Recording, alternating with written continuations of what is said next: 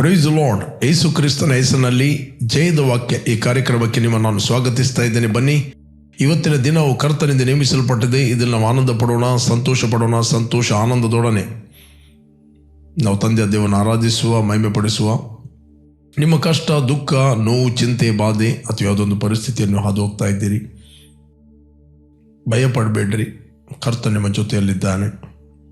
ಆತನ ವಾಕ್ಯಗಳ ಮೂಲಕ ನಿಮಗೆ ಸರಿಯಾದ ನಿಮ್ಮ ಪ್ರಶ್ನೆಗಳಿಗೆ ಉತ್ತರವನ್ನು ಕೊಟ್ಟು ನಿಮ್ಮನ್ನು ಸಂತೈಸ್ತಾನೆ. ಓಕೆ, ಬನ್ನಿ ನಾವು ಸ್ವಲ್ಪ ಹೊತ್ತು ಆರಾಧನೆ ಮಾಡುವ, ಮತ್ತು ನಾವು ದೇವರ ವಾಕ್ಯವನ್ನು ಧ್ಯಾನ ಮಾಡುವ. ಧ್ಯಾನಕ್ಕೆ ತೆಗೆದುಕೊಂಡಂತಹ ದೇವರ ವಾಕ್ಯದ ಭಾಗ ಅಪೊಸ್ತಲ ಯೋಹಾನನು ಬರೆದ ಪತ್ರಿಕೆ, ಯೋಹಾನನ ಪತ್ರಿಕೆ, ಮೊದಲನೇ ಪತ್ರಿಕೆ, 3ನೇ ಅಧ್ಯಾಯ 13 ಮತ್ತು 14ನೇ ವಚನ. ಸಹೋದರರೇ, ಲೋಕವು ನಿಮ್ಮನ್ನು ದ್ವೇಷಿಸಿದರೆ ಆಶ್ಚರ್ಯಪಡಬೇಡ್ರಿ. ನಾವಂತೂ ಕ್ರೈಸ್ತ ಸಹೋದರರನ್ನು ಪ್ರೀತಿಸುವವರಾಗಿರುವುದರಿಂದ ಮರಣದಿಂದ ಪಾರಾಗಿ ಜೀವದಲ್ಲಿ ಸೇರಿದ್ದೇವೆಂಬುದು ನಮಗೆ ಗೊತ್ತಾಗಿದೆ. ಪ್ರೀತಿಸದೇ ಇರುವವನು ಮರಣದಲ್ಲಿ ಇದ್ದಾನೆ. 15ನೇ ವಚನ.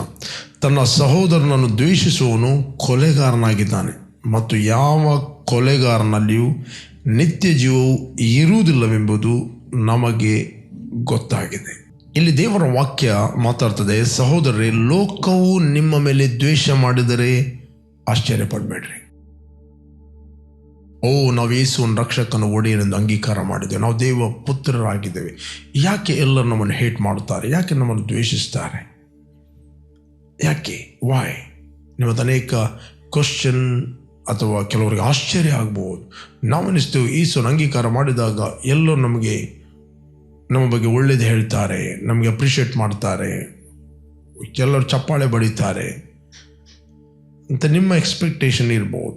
ಬಟ್ ಸಡನ್ಲಿ ಲೋಕವು ನಿಮ್ಮನ್ನು ದ್ವೇಷ ಮಾಡಿದರೆ ಯೇಸು ಹೇಳಿದ ಆಶ್ಚರ್ಯಪಡಬೇಡ್ರಿ. ಆಶ್ಚರ್ಯ ಪಡಬೇಕು. ಒಬ್ಬ ಕ್ರೈಸ್ತ ಸಹೋದರನ್ನು ನಿಮ್ಮನ್ನು ದ್ವೇಷ ಮಾಡಿದರೆ, ಅಥವಾ ನೀವು ಯಾರನ್ನು ದ್ವೇಷ ಮಾಡಿದರೆ ಆಶ್ಚರ್ಯಪಡಬೇಕು. ಓಕೆ, ಇಲ್ಲಿ ಬೈಬಲ್ ನಾವಂತೂ ಕ್ರೈಸ್ತ ಸಹೋದರನ್ನು ಪ್ರೀತಿಸುವರಾದ್ದರಿಂದ ಮರಣದಿಂದ ಪಾರಾಗಿ ಜೀವದಲ್ಲಿ ಸೇರಿದ್ದೇವೆ ಎಂಬುದು ನಮಗೆ ಗೊತ್ತಾಗಿದೆ. We know that. ನೀವು ಮರಣದಿಂದ ಪಾರಾಗಿ ಜೀವಕ್ಕೆ ಸೇರುವುದು ಬೇರೆ, ನೀನು ಮರಣದಿಂದ ಪಾರಾಗಿ ಜೀವಕ್ಕೆ ಸೇರಿದ್ದು ನಿನಗೆ ಗೊತ್ತಾಗುವುದು ಬೇರೆ. Praise God. ಗೊತ್ತಾಗೋದು ಬೇರೆ. ಗೊತ್ತಾಗೋದು ಯಾವಾಗ ಅಂತ ಹೇಳಿದರೆ, ನೀನು ಕ್ರೈಸ್ತ ಸಹೋದರನನ್ನು ಪ್ರೀತಿ ಮಾಡುವುದರಿಂದ. ಯಾಕೆ? ಪ್ರೀತಿ ಸ್ವರೂಪಿಯಾದ ದೇವರಿಗೆ ನಾವು ಪ್ರೀತಿ ಸ್ವರೂಪಿಯಾದ ಮಕ್ಕಳಾಗಿ ನಾವು ಕ್ರಿಸ್ತನಲ್ಲಿ ಹುಟ್ಟಿದ್ದೇವೆ. ಓಕೆ, ಆತನ ಡಿವೈನ್ ನೇಚರ್ ನಮ್ಮ ಆತ್ಮಕ್ಕೆ ವರ್ಗಾವಣೆ ಆಗಿದೆ. ಆತನ ಸ್ವಂತ ಸ್ವಭಾವಕ್ಕೆ ನಾವು ಹುಟ್ಟಿದ್ದೇವೆ. ದೇವರು ಯಾರು? ದೇವರು ಪ್ರೀತಿ ಸ್ವರೂಪಿ. ಓಕೆ, ನೀವು ಹುಟ್ಟಿದ ನಾಶವಾಗುವ ಬೀಜದಿಂದಲ್ಲ, ದೇವರ ಸದಾ ಜೀವವುಳ್ಳ ವಾಕ್ಯ ಎಂಬ ಬೀಜದಿಂದ ನೀವು ಹುಟ್ಟಿದ್ದೀರಿ. ಅಂದರೆ ನೀವು ದೇವರಿಗೆ ಹುಟ್ಟಿದ್ದೀರಿ. You are the reproduction of God. You are the expression of divinity. ನೀನು ಆತನ ದೈವಿಕತ್ವದ ಒಂದು ಪ್ರಕಾಶವಾಗಿದ್ದಿ, ಪ್ರದರ್ಶನವಾಗಿದ್ದಿ. ಅದನ್ನು ಬೈಬಲ್ ಹೇಳುತ್ತದೆ, ನೀನು ಬಾರ್ನ್ ಅಗೇನ್ ಆದವನು, ಯೇಸುವನ್ನು ರಕ್ಷಕನ ಒಡೆಯನೆಂದು ಅಂಗೀಕಾರ ಮಾಡಿದ ವ್ಯಕ್ತಿ, ಲೋಕವನ್ನು ನಿನ್ನನ್ನು ದ್ವೇಷಿಸಿದರೆ ಆಶ್ಚರ್ಯಪಡಬೇಡ. ಯಾಕಂದರೆ ನಾವು ಕ್ರೈಸ್ತ ಸಹೋದರನ್ನು ಪ್ರೀತಿಸುವ ಕಾರಣ ನಾವು ಮರಣದಿಂದ ಪಾರಾಗಿ ಜೀವಕ್ಕೆ ಸೇರಿದ್ದೇವೆಂದು ನಮಗೆ ಗೊತ್ತಾಗಿದೆ. ಓಕೆ, ಕ್ರಿಸ್ತನು ನಮ್ಮನ್ನು ಪ್ರೀತಿ ಮಾಡಿದಂತೆ ನಾವು ಇತರರನ್ನು ಪ್ರೀತಿ ಮಾಡುವ ಹಂಗಿನಲ್ಲಿದ್ದೇವೆ. ಕ್ರಿಸ್ತನು ನಮ್ಮನ್ನು ಪ್ರೀತಿ ಮಾಡಿದಂತೆ ನಾವು ಇನ್ನೊಬ್ಬರನ್ನು ಪ್ರೀತಿ ಮಾಡಬೇಕು. ಕ್ರಿಸ್ತ ನಮ್ಮನ್ನು ಕ್ಷಮಿಸಿದಂತೆ ನಾವು ಇತರನ್ನು ಕ್ಷಮಿಸಬೇಕು. ಓಕೆ, ಕ್ಷಮಿಸುವರಾಗಿದ್ದೇವೆ. ಯಾಕಂದರೆ ನಮ್ಮ ಬಲ, ನಮ್ಮ ಶಕ್ತಿಯಿಂದ ಇನ್ನೊಬ್ಬರನ್ನು ಪ್ರೀತಿಸಲಿಕ್ಕೆ ಆಗುವುದಿಲ್ಲ, ಇನ್ನೊಬ್ಬನಿಗೆ ಕ್ಷಮಿಸಲಿಕ್ಕೆ ಆಗುವುದಿಲ್ಲ. ಪ್ರೀತಿಸುವಂಥದ್ದು ದೇವರು ತನ್ನ ಧಾರಾಳವಾದ ಪ್ರೀತಿ ರಸವನ್ನು ಪವಿತ್ರಾತ್ಮನ ಮೂಲಕ ನಮ್ಮ ಹೃದಯದಲ್ಲಿ ಆತನು ಸುರಿಸ್ತಾನೆ. ರೋಮಾಪುರದ ಪತ್ರಿಕೆ 5ನೇ ಅಧ್ಯಾಯ 5ನೇ ವಚನದಲ್ಲಿ ಬೈಬಲ್ ಹೇಳ್ತದೆ, ಆತನು ತನ್ನ ಧಾರಾಳವಾದ ಪ್ರೀತಿ ರಸವನ್ನು ಪವಿತ್ರಾತ್ಮನ ಮೂಲಕ ಆತ ನಮ್ಮ ಹೃದಯದಲ್ಲಿ ಸುರಿಸ್ತಾನೆ. ಅದರಿಂದ ನಾವು ಕ್ರೈಸ್ತ ಸಹೋದರನ್ನು ಪ್ರೀತಿಸುವವರಾಗಿದ್ದೇವೆ. ಯೇಸು ಕ್ರಿಸ್ತನೆಂದು ಒಪ್ಪಿಕೊಳ್ಳುವ ಪ್ರತಿಯೊಬ್ಬನು ದೇವರಿಂದ ಹುಟ್ಟಿದವನಾಗಿದ್ದಾನೆ. ಯಾವನು ಹುಟ್ಟಿದ ತಂದೆಯನ್ನು ಪ್ರೀತಿ ಮಾಡ್ತಾನೋ ಆ ತಂದೆಯಿಂದ ಹುಟ್ಟಿದವರೆಲ್ಲರನ್ನು ಆತನು ಪ್ರೀತಿ ಮಾಡುತ್ತಾನೆ ಅಂತ ಸತ್ಯ ಹೇಳ್ತದೆ. ಇನ್ನೊಂದು ಕಡೆ ಇರ್ತದೆ, ಕಣ್ಣಿಗೆ ಕಾಣುವಂಥ ನಿನ್ನ ಸಹೋದರನನ್ನು ಪ್ರೀತಿ ಮಾಡದಿದ್ದರೆ ಕಣ್ಣಿಗೆ ಕಾಣದಿರುವಂಥ ದೇವರನ್ನು ಹೇಗೆ ನೀನು ಪ್ರೀತಿ ಮಾಡಲಿಕ್ಕೆ ಆಗ್ತದೆ? ಒಬ್ಬ ಬಾರ್ನಗೇನಾದ ವ್ಯಕ್ತಿ ಆತನು ನಮಗೆ ಕಣ್ಣಿಗೆ ಕಾಣ್ತಾ ಇದ್ದಾನೆ, ಬಟ್ ನಮಗೆ ಗೊತ್ತಿರಬೇಕು ಅವನ ಒಳಗೆ ದೇವರು ನೆಲೆಗೊಂಡಿದ್ದಾನೆ, ದೇವರು ಅವನಲ್ಲಿ ವಾಸ ಮಾಡ್ತಾ ಇದ್ದಾನೆ, ದೇವರು ಅವನಲ್ಲಿ ಮನೆ ಮಾಡಿದ್ದಾನೆ. ಹೇಗೆ ನಿನ್ನಲ್ಲಿ ನೀನು ಪ್ರಕಟಣೆಯನ್ನು ಹೊಂದುತ್ತೀಯೋ ದೇವರು ನಿನ್ನಲ್ಲಿ ಮನೆ ಮಾಡಿದ್ದಾನೆ, ನಿನ್ನಲ್ಲಿ ವಾಸ ಮಾಡಿದ್ದಾನೆ. ನೀನು ಎಲ್ಲಿ ಹೋಗುತ್ತೀಯೋ, ಎಲ್ಲಿ ತಿರುಗಾಡುತ್ತೀಯೋ, ಯಾವ ಮಾರ್ಕೆಟ್ ಪ್ಲೇಸಿಗೆ ಹೋಗ್ತೀಯೋ, ಫ್ಲೈಟಲ್ಲಿ ಹೋಗ್ತೀಯೋ, ಬಸ್ಸಲ್ಲಿ ಹೋಗ್ತೀಯೋ, ದೇವರು ನಿನ್ನಲ್ಲಿ ಇದ್ದುಕೊಂಡು ಸಂಚರಿಸ್ತಾನೆ. ಅದೇ ರೀತಿ ನಿನ್ನಲ್ಲಿ ಇದ್ದುಕೊಂಡು ಸಂಚರಿಸ್ತಾನೆಂದು ಎಷ್ಟು ನಿಮಗೆ ಗೊತ್ತಾಗಿದೆಯೋ ಅವನಲ್ಲಿ ಕೂಡ ಆತನು ಸಂಚರಿಸ್ತಾನೆ. ಮೇ ಬಿ ಆತನಿಗೆ ಗೊತ್ತಿರಲಿಕ್ಕಿಲ್ಲ. ಯಾವಾಗ ನಮಗೆ ಗೊತ್ತಾಗ್ತದೆ ನಾವು ಯಾರನ್ನು ದ್ವೇಷಿಸ್ತಿಲ್ಲ. We never hate anyone. Okay, we never hate and never dislike anyone. ಈ ಎರಡು ಸಂಗತಿಗಳು ವೆರಿ ವೆರಿ ಇಂಪಾರ್ಟೆಂಟ್. ಓಕೆ, ದ್ವೇಷ ಮತ್ತು ಇನ್ನೊಬ್ಬರನ್ನು ಲೈಕ್ ಮಾಡೋದು, ಇಷ್ಟಪಡೋದು ಸಂಗತಿ. ನಮ್ಗೆ ಯಾರು ಇಷ್ಟ ಇಲ್ಲ ಅಂತ ಅಲ್ಲ, ನಮಗೆ ಯಾರು ದ್ವೇಷ ಇಲ್ಲ, ಯಾಕಂದರೆ ನಾವು ದೇವರಿಂದ ಹುಟ್ಟಿದವರು. ಇದನ್ನು ಮೇಂಟೈನ್ ಮಾಡುವಂಥದ್ದು very very very very important, ಬಹಳ ಪ್ರಾಮುಖ್ಯ. ಇಲ್ಲಿ ನೋಡ್ತೇವೆ, ಸಹೋದರ, ಲೋಕವು ನಿಮ್ಮ ಮೇಲೆ ದ್ವೇಷಿಸಿದರೆ ಆಶ್ಚರ್ಯಪಡಬೇಡ್ರಿ, ನಾವಂತೂ ಕ್ರೈಸ್ತ ಸಹೋದರನ್ನು ಪ್ರೀತಿಸುವವರಾಗಿರುವುದರಿಂದ ಮರಣದಿಂದ ಪಾರಾಗಿ ಜೀವದಲ್ಲಿ ಸೇರಿದೆ ಎಂಬುದನ್ನು ಗೊತ್ತಾಗಿದೆ. ಪ್ರೀತಿಸದೇ ಇರುವವನು ಮರಣದಲ್ಲಿದ್ದಾನೆ, ಪ್ರೀತಿಸದೇ ಇರುವವನು ಅವನು ಮರಣದಲ್ಲಿದ್ದಾನೆ. ತನ್ನ ಸಹೋದರನು ದ್ವೇಷಿಸುವವನು ಕೊಲೆಗಾರನಾಗಿದ್ದಾನೆ, ಮತ್ತು ಯಾವ ಕೊಲೆಗಾರನಲ್ಲಿಯೂ ನಿತ್ಯ ಜೀವ ಇರುವುದಿಲ್ಲ ಎಂದು ನಮಗೆ ಗೊತ್ತಿದೆ. ಕೊಲೆಗಾರ, ಒಬ್ಬ ಸಹೋದರನು ದ್ವೇಷಿಸುವವನು ಬೈಬಲ್ ಹೇಳ್ತದೆ ಅವನು ಕೊಲೆಗಾರ. ಕೊಲೆಗಾರನಲ್ಲಿ ನಿತ್ಯ ಜೀವ ಇಲ್ಲ. ನೀನು ಯಾರನ್ನು ದ್ವೇಷಿಸ್ತಾ ಇದ್ದೆ? ಯಾಕೆ ದ್ವೇಷಿಸ್ತಾ ಇದ್ದೆ? ಮೇ ಬಿ ಯಾರೋ ನಿಮಗೆ ಮಿಸ್ಟೇಕ್ ಮಾಡಿದ್ದಾರೆ, ತಪ್ಪು ಮಾಡಿದ್ದಾರೆ. ನಿನ್ನ ಹೃದಯವನ್ನು ದೇವರ ಮುಂದೆ ಕ್ಲಿಯರ್ ಆಗಿ ಇಟ್ಕೊ. ನಿನ್ನ ಮಗುವಿಗೆ ಒಂದು ತಂದೆಯಾಗಿ ಕರೆಕ್ಷನ್ ಕೊಡ್ತೀಯ, ಅದರ ಅರ್ಥ ನೀನು ದ್ವೇಷಿಸ್ತೀಯ ಅಂತ ಅಲ್ಲ. ನಿನ್ನ ಕರೆಕ್ಷನ್ ಸಮ್ಟೈಮ್ಸ್ ಅದು ಪ್ರೀತಿಯಲ್ಲಿರ್ತದೆ. ಒಬ್ಬ ದೇವ ಸೇವಕ ತನ್ನ ವಿಶ್ವಾಸಿಗಳಿಗೆ ಗದರಿಸ್ತಾನೆ, ಕರೆಕ್ಷನ್ ಕೊಡ್ತಾನೆ, ಅದರ ಅರ್ಥ ಆತನು ಅವರನ್ನು ಹೇಟ್ ಮಾಡ್ತಾನೆ ಅಂತ ಅರ್ಥ ಅಲ್ಲ. ಅವರನ್ನು, ಆ ಮಕ್ಕಳನ್ನು ಪ್ರೀತಿ ಮಾಡ್ತಾನೆ, ಆ ವಿಶ್ವಾಸಿಗಳನ್ನ ಅವನು ಪ್ರೀತಿ ಮಾಡ್ತಾನೆ. ಪ್ರೀತಿಸುವವನೇ ಗದರಿಸುವವನಂತ ವಾಕ್ಯ ಹೇಳ್ತದೆ. ಮುಖಸ್ತುತಿ ಮಾಡುವವನಿಗಿಂತಲೂ ಗದರಿಸುವವನೇ ಅವನು ಶ್ರೇಷ್ಠನಂತ ಬೈಬಲ್ ಹೇಳ್ತದೆ. ಓಕೆ, ಮೂರ್ಖನು ಗದರಿಕೆ ಅವನಿಗೆ ದ್ವೇಷಿಸ್ತಾನೆ, ಶಿಷ್ಟನು ಗದರಿಕೆಯಲ್ಲಿ ಏನು ಮಾಡ್ತಾನೆ, ನಾನು ಪ್ರೀತಿಸ್ತಾನೆ ಅಂತ ಬೈಬಲ್ ಹೇಳ್ತದೆ. ಓಕೆ, ಯಾಕೆ ಗದರಿಸ್ತಾನೆ? ಯಾಕೆ ತಂದೆ ತಾಯಿಗಳು ಮಕ್ಕಳಿಗೆ ಕರೆಕ್ಷನ್ ಕೊಡ್ತೇವೆ? ಅದರ ಅರ್ಥ ತಂದೆ ತಾಯಿಗಳು ದ್ವೇಷಿಸ್ತಾರಂತ ಅರ್ಥ ಅಲ್ಲ. ಅದು ನಮ್ಮ ಡಿಸ್ಕ್ರಿಪ್ಷನ್, ನಮ್ಮ ಆಲೋಚನೆ. ಓಕೆ, ನಿಮ್ಮ ತಂದೆ ತಾಯಿಗಳು ಕೆಲವೊಮ್ಮೆ ನಿಮ್ಮನ್ನು ಕರೆಕ್ಷನ್ ಕೊಡ್ತಾರೆ, ನಿಮಗೆ ಬುದ್ಧಿವಾದ ಹೇಳ್ತಾರೆ, ಕೆಲವೊಮ್ಮೆ ಹೊಡೆಯಬಹುದು. ಅದರ್ಥ ನಿಮ್ಮ ತಂದೆ ತಾಯಿಗಳು ನಿಮ್ಮನ್ನು ದ್ವೇಷಿಸ್ತಾರಂತ ಅರ್ಥ ಅಲ್ಲ, ನಿಮ್ಮನ್ನು ಹೇಟ್ ಮಾಡ್ತಾರಂತಲ್ಲ. They loves you. ನೀನು ಪ್ರೀತಿಯನ್ನು ಅರ್ಥ ಮಾಡಿಕೊಳ್ಳಿಲ್ಲ. ನಿನ್ನ ಪ್ರೀತಿಯನ್ನು ನಿನ್ನ ಆಲೋಚನೆ ಪ್ರಕಾರ ನೀನು ವಿವರಿಸ್ತಾ ಇದ್ದಿ. ಅದೇ ರೀತಿ ದೇವರು ನಮ್ಮನ್ನು ಪ್ರೀತಿ ಮಾಡಿದ್ದಾನೆ, ಆತನು ನಮ್ಮನ್ನು ಪ್ರೀತಿ ಮಾಡಿದ್ದಾನೆ. ಆತನ ಪ್ರೀತಿಯನ್ನು ನಾವು ಜ್ಞಾನೇಂದ್ರಿಯಗಳಿಂದ, ಅಂದರೆ ಫಿಸಿಕಲ್ ಸೆನ್ಸ್ಗಳಿಂದ ನಾವು ಅದನ್ನು ವಿವರಣೆ ಮಾಡಲಿಕ್ಕೆ ಆಗುವುದಿಲ್ಲ. ಬಟ್ ಅದನ್ನು ವಿವರಣೆ ಮಾಡುವಂಥದ್ದು ಆತ್ಮದಲ್ಲಿ. ಇಲ್ಲಿ ನಾವು ನೋಡುವ, ತನ್ನ ಸಹೋದರನು ದ್ವೇಷಿಸುವವನು ಕೊಲೆಗಾರನಾಗಿದ್ದಾನೆ, ಮತ್ತು ಯಾವ ಕೊಲೆಗಾರನಲ್ಲಿ ನಿತ್ಯ ಜೀವ ಇರುವುದಿಲ್ಲ. ಕೆಲವೊಮ್ಮೆ ಅನೇಕರು ನಿತ್ಯ ಜೀವದ ಬಗ್ಗೆ ಮಾತಾಡುತ್ತಾರೆ. ಅವರು ಪ್ರಾಸ್ಪರಿಟಿ ಬಗ್ಗೆ ಮಾತಾಡ್ತಾರೆ, ಹೀಲಿಂಗ್ ಬಗ್ಗೆ ಮಾತಾಡ್ತಾರೆ. ನಿತ್ಯ ಜೀವ, ಯೇಸು ಸ್ವಾಮಿ ನಿತ್ಯ ಜೀವ ಕೊಡಲಿಕ್ಕೆ ಬಂದರು. ಎಸ್, ನಿತ್ಯ ಜೀವ ಯಾರಲ್ಲಿದೆ? ಒಂದು ವೇಳೆ ನೀನು ನೋಡುವಂಥ ಸಹೋದರನನ್ನು, ಅವನ ಮಿಸ್ಟೇಕ್ಗಳನ್ನು, ನೀನು ಆತನ ಮಿಸ್ಟೇಕ್ಗಳನ್ನು ದ್ವೇಷಿಸಬಹುದು, ಬಟ್ ನೀನು ಆ ವ್ಯಕ್ತಿಯನ್ನು ದ್ವೇಷಿಸಲಿಕ್ಕೆ ಆಗುವುದಿಲ್ಲ. You cannot hate that person. ದೇವರು ಪಾಪಗಳನ್ನು ದ್ವೇಷಿಸ್ತಾನೆ, ಪಾಪಿಗಳನ್ನು ದ್ವೇಷಿಸಲಿಲ್ಲ. ದೇವರು ಪಾಪಿಗಳನ್ನು ಪ್ರೀತಿ ಮಾಡುತ್ತಾನೆ. ಆತನು ಪಾಪಿಗಳ ಮೇಲೆ ಎಷ್ಟೋ ಪ್ರೀತಿ ಮಾಡಿದ, ಪಾಪಗಳನ್ನು ಪ್ರೀತಿ ಮಾಡಿದಲ್ಲ. God hate sin. The Bible the fear of God hate evil ಅಂತ ಬೈಬಲ್ ಹೇಳ್ತದೆ. ದೇವರ ಭಯವು ಪಾಪವನ್ನು ದ್ವೇಷಿಸ್ತದೆ ಅಂತ ಬೈಬಲ್ ಹೇಳ್ತದೆ. ನಾವು ಪಾಪಗಳನ್ನು ದ್ವೇಷಿಸಲಿಕ್ಕೆ ಕರೆಯಲ್ಪಟ್ಟವರು, ಮನುಷ್ಯರನ್ನು ದ್ವೇಷಿಸಲಿಕ್ಕೆ ಕರೆಯಲ್ಪಟ್ಟವರಲ್ಲ. ಇಲ್ಲಿ ಬೈಬಲ್ ಹೇಳ್ತದೆ, ಮುಖ್ಯವಾಗಿ ನಾವು ಕ್ರೈಸ್ತ ಸಹೋದರನನ್ನು ಪ್ರೀತಿಸುವವರಾಗಿದ್ದೇವೆ. ಲೋಕವು ನಿಮ್ಮನ್ನು ದ್ವೇಷ ಮಾಡಿದರೆ ನೀವು ಆಶ್ಚರ್ಯಪಡಬೇಡ್ರಿ. ಒಬ್ಬ ಕ್ರೈಸ್ತ ಸಹೋದರನಾಗಿ ನಿಮ್ಮನ್ನು ದ್ವೇಷ ಮಾಡಿದರೆ ನಾವು ಆಶ್ಚರ್ಯ ಪಡಬೇಕಾಗ್ತದೆ. ಅವನಿಗಿನ್ನೂ ದೇವರ ಪ್ರೀತಿ ಅರ್ಥ ಆಗಲಿಲ್ಲ. ಅವನು ಇನ್ನೂ ನಿತ್ಯ ಜೀವದ ಬಗ್ಗೆ ಮಾತಾಡ್ಬೋದು, ಬಟ್ ಅವನಲ್ಲಿ ನಿತ್ಯ ಜೀವ ಇಲ್ಲ ಅಂತ ಬೈಬಲ್ ಹೇಳ್ತದೆ. ಈ ಸಮಯದಲ್ಲಿ ಲೋಕವನ್ನು ನಿಮ್ಮನ್ನು ದ್ವೇಷಿಸ್ತಾರೆ, ಅದು ಮೊದಲು ನನ್ನನ್ನು ದ್ವೇಷಿಸ್ತಂತ ನೆನೆಸಿರಿ. ಅವ್ರದ್ದು ನಿಮ್ಮನ್ನಲ್ಲ, ನನ್ನನ್ನು ದ್ವೇಷಿಸ್ತಾ ಇದೆ. ಓದಿದ್ದೀರಾ? 15ನೇ ಅಧ್ಯಾಯ 17ನೇ ವಚನ ಯೋಹಾನ ಸುವಾರ್ತೆಯಲ್ಲಿ ಓದಿ ನಮಗೆ ಸಿಗ್ತದೆ. ಗಾಸ್ಪೆಲ್ ಆಫ್ ಜಾನ್ 15 ಚಾಪ್ಟರ್ 17ರಿಂದ ನಾನು ಓದ್ತೇನೆ. ನೀವು ಒಬ್ಬರನ್ನೊಬ್ಬರು ಪ್ರೀತಿಸಬೇಕೆಂತಲೇ ಇವುಗಳನ್ನು ನಿಮಗೆ ಆಜ್ಞಾಪಿಸ್ತೇನೆ. 18ನೇ ವಚನ, ಲೋಕವು ನಿಮ್ಮ ಮೇಲೆ ದ್ವೇಷ ಮಾಡುವುದಾದರೆ ಅದು ಮೊದಲು ನನ್ನ ಮೇಲೆ ದ್ವೇಷ ಮಾಡಿತ್ತೆಂದು ತಿಳಿದುಕೊಳ್ಳ್ರಿ. ಲೋಕವು ನಿಮ್ಮ ಮೇಲೆ ದ್ವೇಷ ಮಾಡಿದರೆ ಅದು ಮೊದಲು ನನ್ನ ಮೇಲೆ ದ್ವೇಷ ಮಾಡಿತ್ತೆಂದು ತಿಳಿದುಕೊಳ್ಳಿರಿ. ನಿಮಗೆ ಅರ್ಥ ಆಗಲಿ, ಅದು ನನ್ನನ್ನು ದ್ವೇಷ ಮಾಡ್ತಾ ಇದೆ.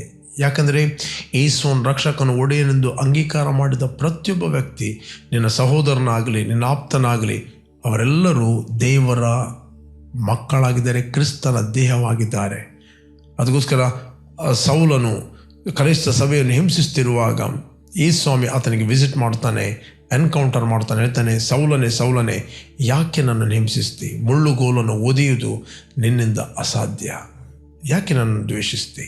ಯಾಕೆ ನನ್ನನ್ನು ಹಿಂಸಿಸ್ತಿ? ಓಕೆ, ದ ಪರ್ಟಿಕ್ಯುಲರ್ ವರ್ಡ್ ಸೌಲನೇ ಸೌಲನೇ, ಯಾಕೆ ನೀನು ನನ್ನನ್ನು ಹಿಂಸಿಸ್ತಿ? ಹಿಂಸಿಸುವುದು ಒಬ್ಬ ಮಾರುನಗೇನಾದ ವ್ಯಕ್ತಿ, he carry the presence of God. ಆತನು ದೇವರ ಪ್ರಸನ್ನತೆಯನ್ನು, ಆತನು ಕ್ರಿಸ್ತನ ದೇಹವಾಗಿ ಕಾರ್ಯಪ್ರವರ್ತನಾಗುತ್ತಾನೆ. ಒಬ್ಬ ಕ್ರೈಸ್ತ ಸಹೋದರನನ್ನು ದ್ವೇಷ ಮಾಡುವುದಂದರೆ ಅದು ಯೇಸುವನ್ನು ದ್ವೇಷ ಮಾಡಿದ ಹಾಗೆ. ಒಬ್ಬ ಮಾರುನಗೇನಾದ ವಿಶ್ವಾಸಿ ಮತ್ತೊಬ್ಬ ವಿಶ್ವಾಸಿಯನ್ನು ದ್ವೇಷ ಮಾಡುವುದಂತ ಹೇಳಿದರೆ ಯು ಹೇಟ್ ಜೀಸಸ್. ನೀನು ಯೇಸುವನ್ನು ಹೇಟ್ ಮಾಡ್ತಾ ಇದ್ದಿ, ನಿನಗೆ ಗೊತ್ತಿಲ್ಲದ ರೀತಿಯಲ್ಲಿ ನೀನು ದ್ವೇಷ ಮಾಡುತ್ತಿ. ಮತ್ತು ಬೈಬಲ್ ಹೇಳ್ತದೆ, ದ್ವೇಷ ಮಾಡುವ ಯಾವ ಸಹೋದರನಲ್ಲಿ ನಿತ್ಯ ಜೀವ ಇಲ್ಲ, ಅವನು ಕೊಲೆಗಾರನಾಗಿದ್ದಾನೆ. ಬೈಬಲ್ ನಿನಗೆ ಪಟ್ಟ ಕೊಡ್ತಾ ಇದೆ, ಕೊಲೆಗಾರ. ತನ್ನ ಸಹೋದರನು ದ್ವೇಷಿಸುವವನು ಆತನ ಕೊಲೆಗಾರ. ಸಹೋದರರಂದರೆ ಯಾರು? ನಾವು ಒಬ್ಬರೇ ತಂದೆಗೆ ಹುಟ್ಟಿದ ಸಹೋದರರು, ಒಬ್ಬನೇ ತಂದೆ. ಓಕೆ, ನಮ್ಮ ತಂದೆ ಯಾರು? ಭೂಮಿ ಆಕಾಶಗಳನ್ನು ಉಂಟು ಮಾಡಿದ ಸರ್ವಶಕ್ತನಾದ ದೇವರು, ಆತ ನಮ್ಮ ತಂದೆಯಾಗಿದ್ದಾನೆ. ಮೇ ಬಿ ಒಬ್ಬ ಬಾರ್ನಗೇನಾದ ವಿಶ್ವಾಸಿ ಅವನು ಇನ್ನೊಂದು ಡಿನಾಮಿನೇಷನ್ ಇರ್ಬೋದು, ಇನ್ನೊಂದು ಸಭೆಯಲ್ಲಿ ಇರ್ಬೋದು, ಅಥವಾ ಇನ್ನೊಂದು ದೇಶದಲ್ಲಿ ಇರ್ಬೋದು. ಬಟ್ ಅಲ್ಲಿಯ ಕೆಲವು ಡಾಕ್ಟ್ರಿನ್ಗಳು ಬೇರೆ ಇರ್ಬೋದು. ಬಟ್ ಅವರ ನಂಬಿಕೆ ಯೇಸು ಕ್ರಿಸ್ತನಾಗಿದ್ದಾನೆ. ಯೇಸು ಕ್ರಿಸ್ತನವರಿಗೆ ನಿತ್ಯ ಜೀವವನ್ನು ಕೊಟ್ಟಿದ್ದಾನೆ. The greatest foundation in Christian life ಪ್ರತಿಯೊಂದು ಡಿನಾಮಿನೇಷನ್ನಲ್ಲಿ ಇರಬೇಕಾದದ್ದು ಯಾವುದಂತ ಹೇಳಿದರೆ ಪ್ರೀತಿ. We cannot hate any one. ನಾವು ಯಾರನ್ನು ದ್ವೇಷಿಸಲಿಕ್ಕೆ ಆಗುವುದಿಲ್ಲ. ತಪ್ಪು ಹೊರಿಸಲು ಕಾರಣವಿದ್ದರೂ ತಪ್ಪು ಹೊರಿಸದೆ ಕ್ಷಮಿಸಿರಿ ಅಂತ ಬೈಬಲ್ತದೆ. ತಪ್ಪು ಹೊರಿಸದೆ ಕ್ಷಮಿಸಿರಿ. ಕ್ರಿಸ್ತನಿಂದ ಉಂಟಾದ ಸಮಾಧಾನವು ಯಜಮಾನಂತೆ ನಿಮ್ಮ ಮೇಲೆ ತೀರ್ಪು ಹೇಳಲಿ ಅಂತ ಬೈಬಲ್ ಹೇಳ್ತದೆ. ಇಲ್ಲಿ ಯೇಸು ಸ್ವಾಮಿ ಹೇಳ್ತಾನೆ, ಲೋಕವು ನಿಮ್ಮ ಮೇಲೆ ದ್ವೇಷ ಮಾಡುವುದಾದರೆ ಅದು ಮೊದಲು ನನ್ನ ಮೇಲೆ ದ್ವೇಷ ಮಾಡಿತ್ತು ಅಂತ ತಿಳಿದುಕೊಳ್ಳಿರಿ. ನೀವು ಲೋಕದ ಕಡೆಯವರಾಗಿರುತ್ತಿದ್ದರೆ ಲೋಕವು ನಿಮ್ಮ ಮೇಲೆ ತನ್ನವರೆಂದು ಮಮತೆ ಇಡ್ತಿತ್ತು. ಆದರೆ ನೀವು ಲೋಕದ ಕಡೆಯವರಲ್ಲದೆ ಇರುವುದರಿಂದ ನಾನು ನಿಮ್ಮನ್ನು ಲೋಕದೊಳಗಿಂದ ಆರಿಸಿ ತೆಗೆದುಕೊಂಡಿರುವುದರಿಂದಲೂ ಲೋಕವು ನಿಮ್ಮ ಮೇಲೆ ದ್ವೇಷ ಮಾಡುತ್ತದೆ. ಯೇಸು ಹೇಳಿದ, ನೀವು ಲೋಕದ ಕಡೆಯವರಾಗಿದ್ದರೆ ಲೋಕದವರು ನಿಮ್ಮನ್ನು ತನ್ನವರೆಂದು ಮಮತೆ ಇಡ್ತಿತ್ತು. ನಾನು ನಿಮ್ಮನ್ನು ಲೋಕದಿಂದ ಆರಿಸಿಕೊಂಡಿದ್ದೇನೆ. ಓಕೆ, ಯೇಸು ಸ್ವಾಮಿ ಹೇಳ್ತಾನೆ, ನಾನು ನಿಮ್ಮನ್ನು ಲೋಕದಿಂದ ಆರಿಸಿ ತೆಗೆದುಕೊಂಡಿದ್ದೇನೆ. ಲೋಕವು ನಿಮ್ಮ ಮೇಲೆ ದ್ವೇಷ ಮಾಡುತ್ತದೆ. ನೀವು ಲೋಕದವರಾಗಿದ್ದರೆ ಲೋಕವು ನಿಮ್ಮ ಮೇಲೆ ಮಮತೆ ಇಡ್ತಿತ್ತು. ಮಾರುನಗೇನಾದ ವ್ಯಕ್ತಿ ಆತನ ಲೋಕದಲ್ಲಿ ಇದ್ದರೂ ನಾವು ಲೋಕದವರಲ್ಲ, ನಾವು ಪರಲೋಕ ಸಂಸ್ಥಾನದವರು. ನಾವು ಪರಲೋಕದಿಂದ ಹುಟ್ಟಿದವರು, ನಾವು ಮೇಲಿನಿಂದ ಹುಟ್ಟಿದವರು, ನಾವು ದೇವರ ಪುತ್ರರಾಗಿ ಹುಟ್ಟಿದವರು. ನಾವು ಲೋಕದಲ್ಲಿ ಇದ್ದರೂ ಲೋಕಾನುಸಾರವಾಗಿ ಯುದ್ಧ ಮಾಡುವವರಲ್ಲ, ನಾವು ಲೋಕದಲ್ಲಿ ಇದ್ದರೂ ಲೋಕಾನುಸಾರವಾಗಿ ಮಾತಾಡುವವರಲ್ಲ, ನಾವು ಲೋಕದಲ್ಲಿ ಇದ್ದರೂ ಲೋಕದೊಟ್ಟಿಗೆ ನಾವು ಇಜ್ಜೋಡಾಗುವವರಲ್ಲ. ನಾವು ಲೋಕದಲ್ಲಿ ಇದ್ದರೂ ನಾವು ಪರಲೋಕ ಸಂಸ್ಥಾನದವರು, ಪರಲೋಕದಿಂದ ನಾವು ಹುಟ್ಟಿದವರು. ದೇವರ ಆತ್ಮ ನಮ್ಮ ಒಳಗೆ ವಾಸ ಮಾಡ್ತಾ ಇದ್ದಾನೆ. ಆದ್ದರಿಂದ ಪ್ರಿಯರೇ, ನಾನು ನಿಮ್ಗೆ ಎನ್ಕರೇಜ್ ಮಾಡ್ತೇನೆ, ದೇವರು ಧಾರಾಳವಾದ ಪ್ರೀತಿ ರಸವನ್ನು ಪವಿತ್ರ ಆತ್ಮನ ಮೂಲಕ ನಮ್ಮ ಹೃದಯದಲ್ಲಿ ಆತನು ಸುರಿಸಿದ್ದಾನೆ.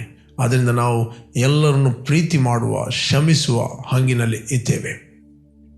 ಕರ್ತನು ನಿಮ್ಮನ್ನು ಪ್ರೀತಿ ಮಾಡುತ್ತಾನೆ. ಅದರಿಂದ ಯಾವುದೇ ಒಬ್ಬ ವಿಶ್ವಾಸಿಯನ್ನು ದ್ವೇಷ ಮಾಡಬೇಡ್ರಿ, ಹೇಟ್ ಮಾಡಬೇಡ್ರಿ. ಒಂದು ವೇಳೆ ಅವನು ಡಿಫ್ರೆಂಟ್ ಡಿನಾಮಿನೇಷನ್ಲಿ ಇರ್ಬೋದು, ಅಥವಾ ಟಿ ವಿಯಲ್ಲಿ ಬರುವಂಥ ಯಾವುದೇ ದೇವ ಸೇವಕರು, don't judge them, don't hate them. Hateness ಎಂಬುದಂಥದ್ದು, ಹೇಟ್ರೆಡ್ ಎಂಬುವಂಥದ್ದು, ದ್ವೇಷ ಎಂಬುವಂಥದ್ದು ಅದು ನಮ್ಮ ಸಿಸ್ಟಮಿಗೆ ಕೂತ್ಕೊಳ್ಳೋದಿಲ್ಲ. ಹಾಗೆ ಅದು ನಿಮ್ಮನ್ನು ಆತ್ಮಿಕವಾಗಿ ಕುಂಠಿತರನ್ನಾಗಿ ಮಾಡುತ್ತದೆ, ಆತ್ಮಿಕವಾಗಿ ನಿಮ್ಮನ್ನು ಮೂರ್ಖರನ್ನಾಗಿ ಮಾಡುತ್ತದೆ, ಆತ್ಮಿಕನಾಗಿ ನಿಮ್ಮನ್ನು ಕತ್ತಲೆ ತರುತ್ತದೆ. ತನ್ನ ಸಹೋದರನು ದ್ವೇಷಿಸುವವನು ಇದುವರೆಗೆ ಕತ್ತಲೆಯಲ್ಲಿದ್ದಾನೆ, ಕತ್ತಲೆಯಲ್ಲಿ ನಡೆದುಕೊಳ್ಳುತ್ತಾನೆ. ಕತ್ತಲೆಯು ಅವನ ಕಣ್ಣುಗಳನ್ನು ಕುರುಡು ಮಾಡಿದ್ದರಿಂದ ಅವನು ಎಲ್ಲಿ ಹೋಗ್ತಾನೋ ಅದು ಅವನಿಗೆ ಗೊತ್ತಾಗುವುದಿಲ್ಲ. You will lose your destiny. ನೀನು ನಿನ್ನ ಗುರಿಯನ್ನು ಕಳಕೊಳ್ತಿ.